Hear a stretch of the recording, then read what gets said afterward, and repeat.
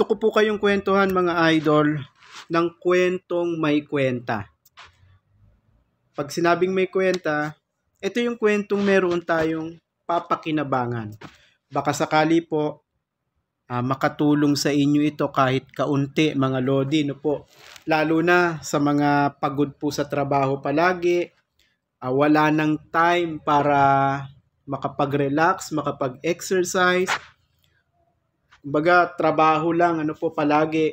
Pag-uwi, tapos gigising na lang po uli, papasok uli sa trabaho. So, ganun na lang yung nagiging daily routine ng buhay, ano po.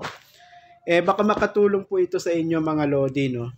Kaya napakaganda, ano po, na maikwento ko ito sa inyo at meron kayo kahit kaunting pakinabangin, mga lodi. Lalo na po, sa medyo meron ng maedad na kagaya ko. Ako po kasi 2 taon na lang magko-40 na ako. Makakatulong ito ng malaki po sa atin mga lodi. Pero bago po yan, gusto ko lang pong i-shout out ang atin pong mga kapwa content creator, ang akin pong mga viewers sa akin pong mga nagdaang content na napakasisipag po nilang mag-share, napakasisipag po nilang magbigay ng mensahe or komento mga lodi. Shout out po sa inyo mga idol. Let's go mga lodi. Ito yung kwentong may kwenta, ano po. Kagaya nga po ng nababanggit ko sa inyo, may kinalaman po ito partikular sa kalusugan po natin. Alam nyo kagaya ko po, trabaho, uwi, ganyan po ang ginagawa ko eh. Trabaho, bahay, araw-araw po yan halos. Pagkagising sa umaga, pasok sa trabaho, uwi na ako niyan, pagka break time. Tapos babalik ulit sa trabaho, gabi na uwi ko. So wala na akong time para mag-exercise, wala na akong time para mag-gym pa or basketball mga lodi or mag-jogging. Dahil sa trabaho pa lang talagang nauubos na talaga yung oras ko.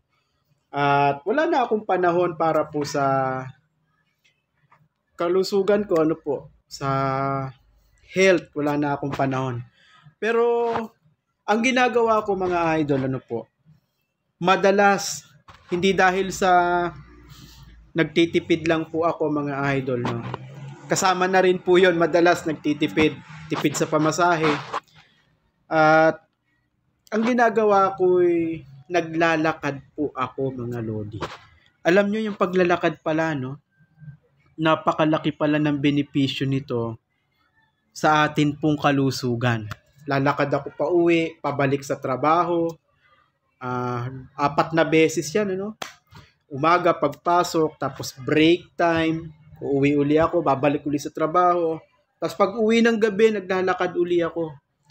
Napakaganda pala nun mga lodi ha. So tingnan nyo po ito mga idol. Walking for good health. Ang sabi po rito mga lodi, yung paglalakad natin 30 minutes a day o kaya higit pa sa loob ng 1 linggo is a great way to improve or maintain your overall health. Pagkabuong pangkalusugan ng pag-uusapan, napakalaki pala ng maitutulong yung paglalakad natin ng 30 minutes araw-araw. O di kaya, linggo-linggo, halos hindi lumilipas ang 1 buong linggo, naglalakad ka at least 30 minutes. Malaki po pala ang naitutulong nun. Hindi mo na kailangang mag-gym pa or kung ano pang exercise ang gawin mo. Maglakad ka lang, makakatulong na talaga yon sa kalusugan mo. Kagaya nga po ng binabanggit ko, lalo na doon po sa mga walang panahon talaga mga idol. Mga walang panahon na mag-exercise. Mga walang panahon po na makapag-basketball, makapag-gym. At least kahit maglakad lang po pala tayo. 30 minutes, average 30 minutes. Sa kalusugan natin, ang pag-uusapan, napakalaki po ang maitutulong pala nun mga lodi. At ang sabi pa rito mga idol, if you can't manage 30 minutes a day, remember even short walks more frequently can be beneficial. So malaki pala ang benepisyo mga lodi talaga sa ating kalusugan. At least kahit 30 minutes lang, ma-maintain natin, ma-manage natin araw-araw. Yung pupunta ka ng palengke, lalabas ka ng bahay. Kung minsan nasanay tayo, lalo na kung meron kang sasakyan, may motor ka, may kotse ka, madalas di ka na nakakapaglakad. More on drive na lang. Kahit nga minsan pupunta lang sa malapit, talagang nakamotor pa kakotse pa, di ba? Malapit, kaya naman lakarin. Mas maganda lakarin pala natin mga lodi, no? Malaki ang benepisyo nun at may tutulong sa atin pong kalusugan. At ito pa po ang sabi. Ito pa mga lodi, no? Walking with others can turn exercise into an enjoyable social occasion. Yung naglalakad ka na meron kang kasama, meron kang kasabay, may kakwentuhan ka, hindi mo nga namamalayan, malayo na pala yung nilalakad nyo. Hindi mo namamalayan kung mo nalilibang ka, lagpas na pala sa 30 minuto, yung paglalakad ninyo talagang pinagpawisan ka na, yung mga chemical, mga mantika na nakain mo, lumabas na halo sa pawis mo, naalis na mismo sa katawan mo, no? Mas napakaganda rin, no? Pagka meron kang kasabay, enjoy din talaga kapag naglalakad kayo, lalo na kung marami kayo, no? Hindi mo talaga namamalayan, lagpas na palang 30 minuto yung paglalakad ninyo. Pero meron ditong kaunting paalaala mga lodi, no? See your doctor for a medical check-up before embarking on a higher intensity, particularly if you are aged over 40 years, are overweight, or haven't exercised in a long time. So meron namang paalaala dito o rekomendasyon na kailangan mo rin namang magpa-check up. Lalo na kung ikaw maedad na, lagpas 40 ka na, baka mamaya hindi mo kayanin yung maglakad ng 30 minuto. Meron kasing ganun, ilang hakbang pa lang hinihingal na, lalo na pagka maedad na. Baka naman sa halip na pakinabangan mo sa kalusugan, iba ang maging resulta. So, kailangan mo rin naman siguro, mga lodi, or kagaya na binabanggit dito, is kailangan mo rin naman magpa-check up. Baka mamaya kasi may sakit ka naman, tas bumira ka ng lakad na pagkalayo-layo, hiningal ka, baka mamaya makardiac ka nun, mga lodi. So, kailangan din naman syempre yung payo ng doktor. Pero kung wala ka namang karamdaman na talagang malakas naman ang katawan mo, bata-bata ka, o kahit mga nasa 30 ka na, mas maganda maglakad ka. Kagaya nga po ng binabanggit ko, lalo na kung nasa bahay ka lang, o kaya nagtatrabaho ka, wala ka ng time mag-exercise, wala ka ng time mag-gym, wala ka ng time mag-basketball dahil nasa trabaho palagi, mas maganda po mga idol, maglakad tayo. Lalo na doon po sa merong mga may bisyo, mga lodi, no? Mga naninigarilyo, umiinom ng alak, mga lodi.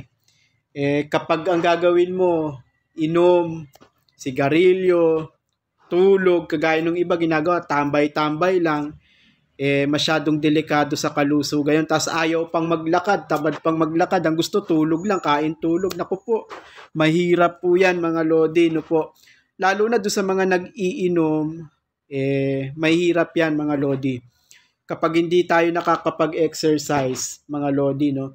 Kapag hindi tayo maglalakad-lakad, doon ito sa mga nag-iinom ha, lalo na doon sa mga naninigarilyo mga lodi. Ang sigarilyo, alam naman natin, grabe ang lason na ipinapasok nito sa ating katawan. Sa katawan ng taong naninigarilyo. Kapag ikaw ay naninigarilyo, halos 4,000 lason ang ipinapasok mo sa katawan mo. Kapag ikaw ay naninigarilyo. Ganon din naman kapag ikaw po ay nag-iinom ng alak, grabing asukal or sugar ang ipinapasok mo sa katawan mo. Kapag hindi lalabas sa pawis yung mga chemical na yan, hindi lalabas sa pawis natin yan, napakalaking pahirap sa ating katawan yan mga idol. Kaya alam nyo po, napakalaki talaga ng benepisyo ng paglalakad. Sanayin natin 30 minutes or higit pa Basta kung kaya naman ng katawan natin at hindi pa naman tayo masyadong maedad. Pero kung maedad na tayo, kagaya ng suggestion or payo doon po sa nakita po natin kanina mga lodi, di pa-check up tayo. Baka mamaya kasi hindi na natin kayanin maglakad. Pero kung kaya natin, maglakad tayo. Yan na ang pinakang substitute sa exercise mga lodi. Lakad. Mas maganda yung pinagpapawisan tayo. Mas maganda yung mga chemical na nasa katawan natin lumabas kahit sa pamamagitan man lang po ng pawis kahit hindi tayo nakakapag-exercise. So napakaganda pala nito mga lodi at napakalaki ng benepisyo ng paglalakad. Huwag kang mahiya na maglakad ka kahit pa sabihin nila kantsawan ka pa, siguro walang pera to kaya naglalakad. Siguro wala tong pamasahe kaya naglalakad. Ano ba pakialam nila kahit maglakad ka, di ba? Unang-una, para sa health mo yan. Para sa kalusugan mo yan. So, napakaganda. Nasanayin natin ang ating sarili sa paglalakad, mga idol. Sanayin natin na pinagpapawisan tayo at least 30 minuto or higit pa kapag kaya ng katawan natin. Napakalaking benepisyo po ang maitutulong po nito sa atin pong kalusugan, mga lodi. Kaya sikapin natin, mga lodi, lalo na sa mga hindi nakakapag-exercise o kaya yung trabaho uwi lang nakagaya ko. Kaya tatambay-tambay lang dyan. Yung kain-tulog lang. Mahirap kasi pagka ganun, kain-tulog ka lang. Hindi ka na nga nag-exercise, hindi ka na nagbabasketball, hindi ka na nga nag-gym. Kain-tulog ka pa o kaya inom ka rito, sigarilyo ka doon, inom dito, barkada, wala mangyayari. Baka bukas makalawa, makardya ka o kaya atakihin ka. Kaya pahalagahan natin yung kalusugan natin. Sabi nga po health is wealth.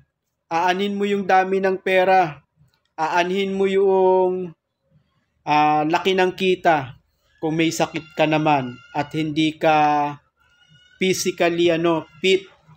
Paano, di ba? Kumita ka ng malaki pero higit pa doon ang gagastusin mo kapag ang kalusugan mo ay hindi maayos. Pero kung maayos ang kalusugan mo, kahit kumita ka lang ng kaunti, kahit sabi mo na barya lang ang kinita mo, wala ka namang sakit, napakalaking tulong na yan sa iyo at syempre sa pamilya mo na rin, mga idol. Kaya sikapin natin na maglakad tayo, pagpawisan po tayo. So sana nakatulong ito kahit kaunti sa inyo, mga idol, ang akin pong kaunting maibabahagi po sa inyo, kwentuhang may kabuluhan. Sana po meron tayong kaunting napulot at meron kayong kaunting natutunan. Huwag tayong mahihiyang maglakad. Huwag tayong mahihiyang makita ng kahit na sino na naglalakad tayo. Ang isipin natin yung para sa kalusugan natin. Lalong-lalo na kapag healthy tayo, para rin po ito sa atin pong mga pamilya at mga mahal sa buhay. Thank you so much, mga lodi.